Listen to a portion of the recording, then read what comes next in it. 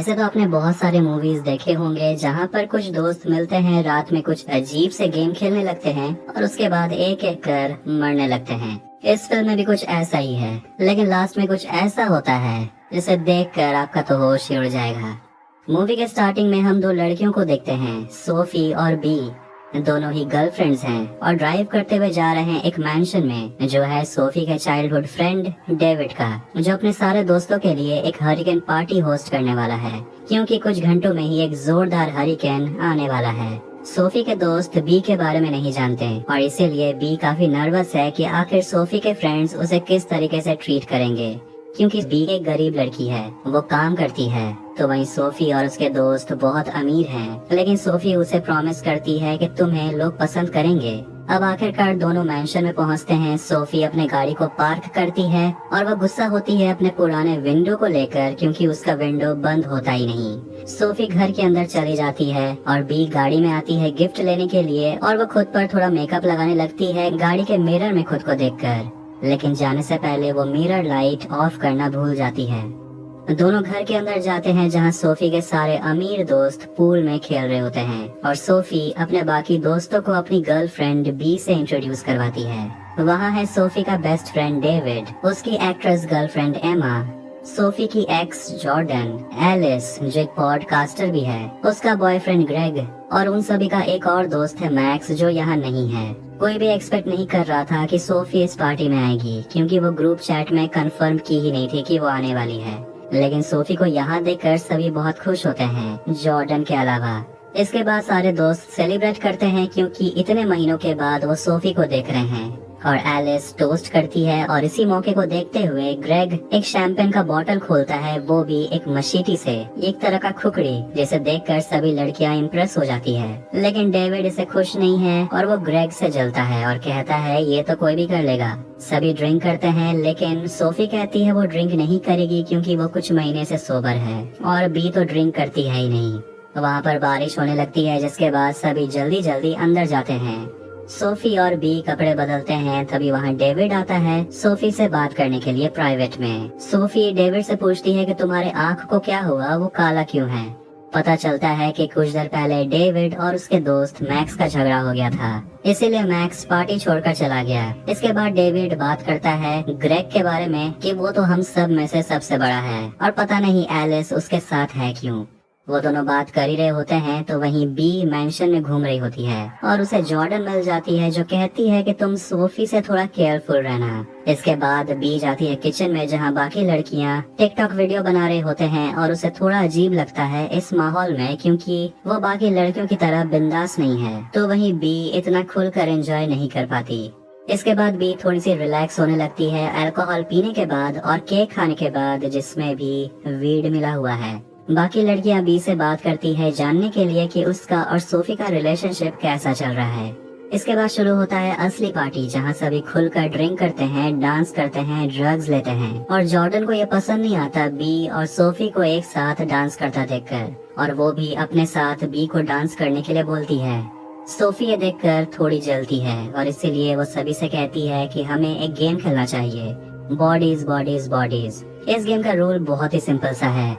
सारे प्लेयर को एक पेपर मिलेगा, लेकिन एक पेपर में एक्स लिखा होगा और उस एक्स का मतलब है कि वो मेंबर मर्डरर है, और गेम में सारे प्लेयर्स को छुपना होगा और मर्डरर हर प्लेयर को ढूंढेगा और उन्हें मार डालेगा, असली में नहीं गेम में। और जो भी मर जाएगा उसे बस लेट कर मरने का नाटक करना होगा, और जो भी उस डेड बॉडी को ढूंढेगा उसे बॉडीज बॉडीज बॉडीज चिल्लाना होगा, ताकि सारे प्लेयर्स फिर से मिलकर डिस्कस करें कि अब करना क्या है और मर्डरर को पकड़ना कैसे है। यही है गेम। गेम स्टार्ट करने से पहले सभी ड्रिंक करते हैं, एक दूसरे को जोर जोर से थप्पड़ मारते हैं, और जॉर्डन अपना पूरा गुस्सा निकालती है बी पर, उसे जोर का थप्पड़ लगाकर। बी डेविड को जोर से थप्पड़ नहीं लगाती और उसे आस्ते से मारती है। डेविड ग्रेग को एक मुक्का मार देता है, ये दिखाने के लिए कि तुम्हें कैसे मारना है, पर ये कुछ ज्यादा ही हो गया। वो सभी गेम को स्टार्ट करते हैं, सारे लाइट्स को बंद कर दिया जाता है और प्लेयर्स अपने फोन के फ्लैश लाइट को ऑन करके जल्दी जल्दी छुप जाते हैं। बी मोबाइल का लाइट ऑन करके अपने लिए छुपने की जगह ढूंढ रही होती है कि तभी वो सुनती है किसी को चिल्लाते हुए कि एक बॉडी मिल गया है। अब सारे दोस्त एक रूम में मिलते हैं, जहां देखते हैं कि ग्रेग मर चुका है।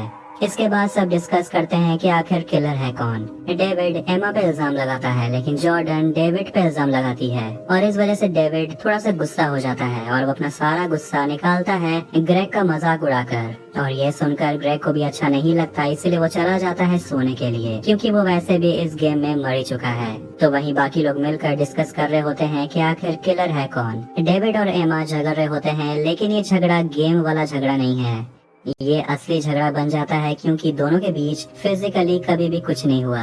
डेविड झगड़े में कुछ ज्यादा एक्साइटेड हो जाता है और वो अपनी गर्लफ्रेंड के मेंटल हेल्थ का मजाक उड़ाता है। एमा ये सुनकर रोने लगती है और इस वजह से सभी डेविड को ही किलर मानने लगते हैं। डेविड गुस्से में रूम से बाहर चला जाता है। अब ये देखकर कि गेम खत्म हो गया है, सभी फिर से ड्रिंक करते हैं, एक दूसरे को थप्पड़ लगाते हैं। तो वहीं बाहर की हालत बहुत खराब है, बाहर तूफान बहुत तेज है और एक जोरदार बादल गरजने की वजह से घर का पावर चला जाता है। अब लड़कियां प्लान बनाती हैं कि पावर को वापस लाना कैसे है। इसके बाद भी घर में घूम रही होती है और वो एक रूम में जाती है जो बैकयार्ड से जुड़ा हुआ है और वहाँ खिड़की की तरफ देखती है डेविड को जिसका गर्दन से खून निकल रहा है। अब चिल्लाने की आवाज सुनकर बाकी लड़कियां भी वहाँ पर आती हैं और डेविड के पास जाती हैं चेक करने के लिए, पर वो मर चुका है। सभी लड़कियां बहुत घबरा रही होती है कि अचानक ये कैसे हो गया, क्या सही में यहाँ कोई किलर है। तो वो 911 कॉल करने की कोशिश भी करते हैं लेकिन नेटवर्क तो है ही नहीं, लैंडलाइन भी काम नहीं कर रहा। इसलिए सारी लड़कियां सोफी के कार के तरफ जाने लगते हैं सामने के टाउन में जाने के लिए ताकि वो वहां जाकर मदद मांग सकें। लेकिन पता चलता है कि गाड़ी का बैटरी भी डेड हो चुका है क्योंकि बी ने मिरर लाइट ऑन करके छोड़ दिया था। अब उनके पास यही एक कार था क्योंकि सोफी के सारे दोस्त मैक्स के साथ घर पर आए थे और मैक्स वापस चला गया अपने गाड़ी को लेकर। इसके बाद कोई और ऑप्शन ना होता देख लड़कियां घर के अंदर जाती हैं जनरेटर को ढूंढने के लिए। तो वहीं जॉर्डन को एक बड़ा सा खंजर मिलता है जिसमें खून लगा हुआ है। एलिस बताती है कि हो सकता है कि मैक्स वापस आ गया होगा और उसके और डेविड के बीच झगड़ा हुआ होगा और किसी बात की वजह से उसने अपने दोस्त को ही मार दिया। फिर हमें पता चलता है कि डेविड और मैक्स के बीच जिस बात के लिए झगड़ा हुआ था वो है एमा, क्योंकि मैक्स एमा को पसंद करने लगा था। लेकिन जॉर्डन ऐसा नहीं मानती और वो देखती है कि ग्रेग कहाँ है, वो तो इसी घर में है, वो तो सो रहा था और हम लोग के चिल्लाने के बाद भी उसका नींद नहीं खुला। एलिस गुस्सा हो जाती है और कहती है कि उसका बॉयफ्रेंड ऐसा कभी नहीं कर सकता। और ये पूछने पर कि एलिस ग्रेग से कब मिली है, एलिस बताती है कि वो ग्रेग से कुछ हफ्ते पहले ही मिली है और तब उसे रियलाइज होता है कि ऐसा बहुत कुछ है जो वो ग्रेग के बारे में नहीं जानती और वो ग्रेग को पुकारने लगती है लेकिन जॉर्डन उसका मुंह बंद कर देती है क्योंकि हो सकता है कि ग्रेग ही असली किलर है। तब एहसास होता है कि एमा भी गायब है। वो चारों लड़कियां अपने फ्रेंड को ढूंढती हैं और ढूंढते हुए आती हैं ग्रेग के कमरे में जहां उन्हें पता चलता है कि ग्रेग अपने रूम में नहीं है और वहां उन्हें मिलता है ग्रेग का बैग जिसमें एक चाकू होता है। और एलिस अपने दोस्तों को बोलती है कि ग्रेग शायद खुद को हरिकेन के लिए तैयार कर रहा होगा। तो वहाँ उन सभी को एमा मिलती है जिससे पैनिक अटैक आ रहा होता है। इसके बाद वो सभी जेनेक्स खाते हैं और थोड़ा आराम फील करते हैं। सभी लड़कियां जाते हैं जिम में और वहाँ उन्हें ग्रेग मिलता है जो वहाँ लेट कर मेडिटेट कर रहा होता है हेडफोन पहने हुए और इस वजह से उसे कुछ भी सुनाई नहीं दिया और कहता है कि वो यहाँ आया था मेडिटेशन करने के लिए। लेकिन सभी लड़कियां उसे शक की नजरों से देखती हैं कि वो किलर भी हो सकता है। जॉर्डन ग्रेग को चाकू दिखाकर उसे धमकाती है और उसे पूछती है कि तुम्हारे पास सर्वाइवल किट क्यों है। एलिस अपने बॉयफ्रेंड को प्रोटेक्ट करने के लिए कहती है कि वो शायद खुद को हरिकेन के लिए रेडी करना चाहता था और पहले तो ग्रेग सोचता है कि लड़कियां उसके साथ मजाक कर रही हैं, वो अभी भी गेम ही खेल रहे हैं। लेकिन ये समझने पर कि असली में क्या हुआ है, वो सोफी से चाकू छीनने की कोशिश करता है और वो सभी को कहता है शांत होने के लिए और अपने हथियार को नीचे रख देने के लिए और वो खुद भी अपने चाकू को नीचे रख देता है।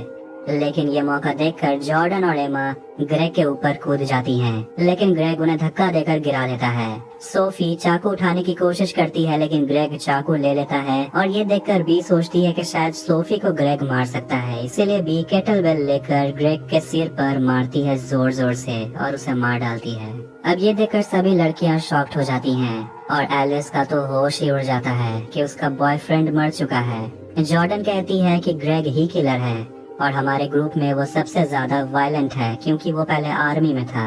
एलिस और गुस्सा हो जाती है तो वहीं बी विश्वास नहीं कर पा रही कि वो किसी को मार चुकी है। वो अपने कपड़े पर ही उल्टी कर देती है इसलिए सोफी उसे कहती है कि तुम जाकर चेंज कर लो। लिविंग रूम में जॉर्डन, एमा और एलिस होते हैं और तीनों के बीच फिर से झगड़ा होने लगता है मैक्स को लेकर। सोफी एमा पे इल्जाम डालती है कि तुम डेविड से प्यार करती नहीं थी, तुम तो उसके साथ इसीलिए रहती थी क्योंकि वो एक सेफ ऑप्शन है, वो अमीर है। और एमा उसे बताती है कि डेविड बहुत रिलीफ फील करता था कि वो कितने आराम में है क्योंकि फाइनली सोफी उसके लाइफ से गायब हो गई है और सोफी का पागलपंती डेविड को झेलना नहीं पड़ेगा अब। इस बात से सोफी को बहुत दुख पहुंचता है कि डेविड, उसका बेस्ट फ्रेंड, उसके बारे में ऐसा सोचता था और वो गुस्से में एमा को कहती है कि अगर तुम मर जाती तो अच्छा होता। एमा रोते हुए कमरे के बाहर चली जाती है। इसके बाद सोफी जाती है डेविड के कमरे में ड्रग्स लेने के लिए और फिर वो एमा के पास जाती है उसे ड्रग्स देने के लिए और उसे माफी मांगती है। लेकिन सोफी चौंक जाती है ये देखकर कि एमा उसे किस कर लेती है। बी ग्रेग का खून साफ करती है और नए कपड़े पहन लेती है। तो वहीं एलिस पूरे घर में घूम रही होती है और वो सोचती है कि बाकी सारी लड़कियां कहाँ चली गईं। फिर वो अचानक से गिर जाती है और उसे एमा का डेड बॉडी मिलता है जिसे देखकर वो चिल्लाने लगती है। जॉर्डन और बी वहाँ पहुँचते हैं और जॉर्डन सोचती है कि एमा को किसने मारा होगा, ग्रेग तो मर गया। और एलिस इस गेम के बारे में बात करती है और कहती है कि यहाँ सही में एक किलर है और वो हमारे बीच ही घूम रहा है और उन्हें उस किलर को ढूंढना होगा इससे पहले कोई और मारा जाए। अब जवाब ढूंढने के लिए जॉर्डन और एलिस बी पे इल्जाम लगाते हैं क्योंकि वो ही एक लड़की है जिसके बारे में वो कुछ नहीं जानते।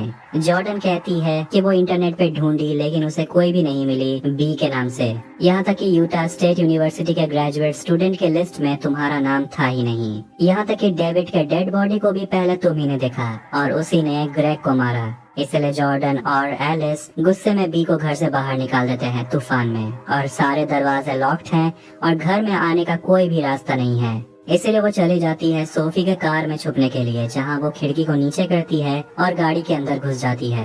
वो वहाँ कुछ सूखे कपड़े पहन लेती है और चिप्स खाती है और वो सोफी के बैग में जॉर्डन का इनर वेयर मिलता है जिसे देखकर वो शॉक्ड हो जाती है। अब बी घर में वापस घुसने की कोशिश करती है और वो खिड़की से देखती है जॉर्डन को डेविड के डैड का बंदूक चोरी करते हुए।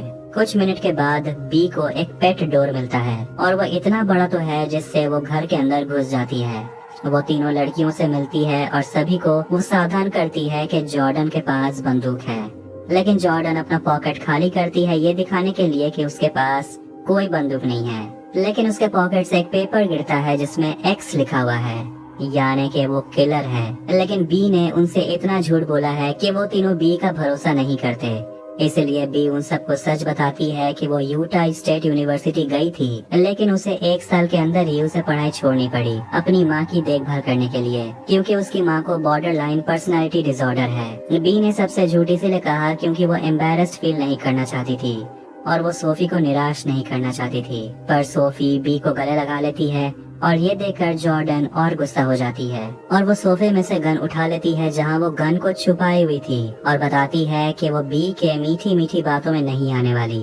और अभी भी उसे ऐसा ही लगता है कि बी किलर है। लेकिन सोफी बी का बचाव करती है और जॉर्डन सोफी से कहती है कि तुम्हें तो इस पार्टी में इनवाइट किया भी नहीं गया था। सोफी अपने दोस्तों को बताती है कि वो इतने दिनों से गायब थी क्योंकि वो जब भी अपने दोस्तों से मिलती है उसे फिर से पीने का मन करता है और अगर सोफी अच्छी लाइफ जीना चाहती है तो उसे अपने दोस्तों को छोड़ना होगा। जॉर्डन इस पर हंसती है और उसे गलत साबित करने के लिए वो बी को बोलती है कि तुम सोफी के फोन को चेक करो, तुम्हें सब कुछ पता चल जाएगा कि वो मुझसे बात करती थी और वो तुम्हें धोखा दे रही थी। अब उनके बीच झगड़ा बढ़ने लगता है, सभी एक दूसरे को इंसल्ट कर रहे होते हैं और उन्हें एक दूसरे के बारे में बहुत सारे सीक्रेट्स पता चलते हैं।